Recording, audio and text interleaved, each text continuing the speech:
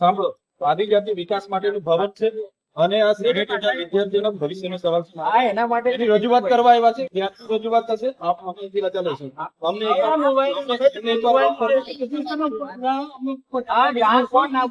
તમે કમિશનર સાથે વાત કરો. કમિશનર સાથે વાત કરો.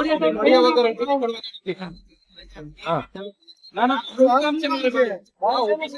એના માટે આટલા વિદ્યાર્થીઓ અમે પોતે સાહેબ શ્રી અમારી રજૂઆત થશે પછી અમે શાંતિથી રજૂઆત કરીને અમે જવા બહાર શું કરવા જવાના? બિરસા ભવન અમારું છે ને.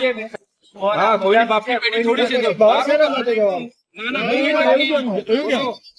રીઝન શું?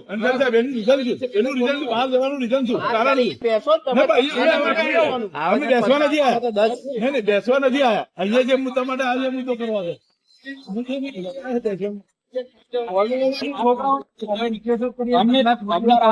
અમને કન્વેન્સ કરતા સાહેબ તમે બોલા એમને કન્વેન્સ જવાના છે. શાંતિ રાખો. જોડી કરવાનો કોઈ મીડિયા પ્રેસ મીડિયા ને તો તમે કહેતા હોય તો અહીંયા બેસી જઈએ. તો પછી સાઈડ પર રહો. આ બાજુ અહીંયા પણ અમે ક્યાં ના પાડીએ? અરે પણ આવતા રહો ને. આપણે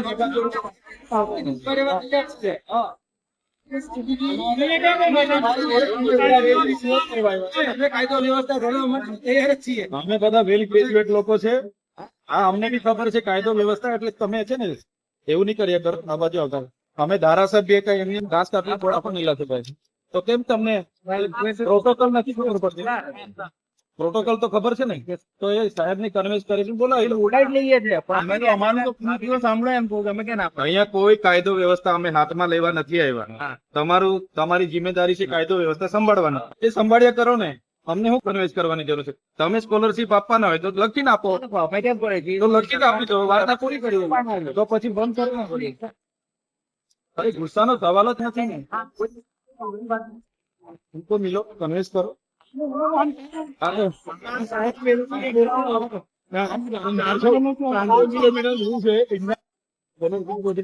હવે અમારા બાળકો જશે આપવાનું છે.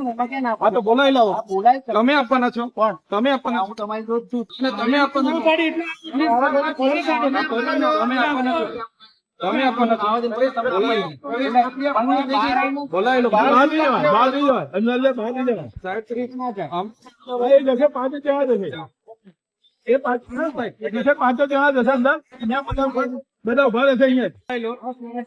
અમને કન્વિન્સ કરવા કરતા એમને કન્વિન્સ કરવા આવે જ છે.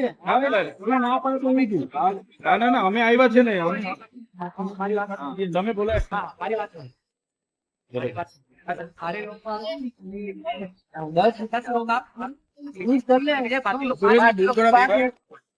અને જયારે અમારા વિદ્યાર્થીઓની સ્કોલરશીપ સરકાર બંધ કરી દે તો આ ભાજપ સરકારની આદિવાસી વિરોધી માનસિકતા થતી થાય છે.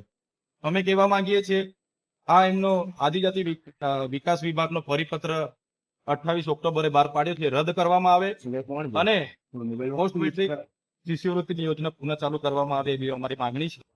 જો ચાલુ નહીં થશે દિન 5 પછી અમે તમામ જિલ્લા કક્ષાની આદિજાતિ વિકાસ કમિશનરની ઓફિસોને તાળાબંધી કરીશું. દિન 10 પછી ફરી અમે ગાંધીનગર આવીને બિરસા મુંડાને તાળાબંધી કરીશું અને સચિવાલયનો પણ અમે ઘેરાવો કરીશું.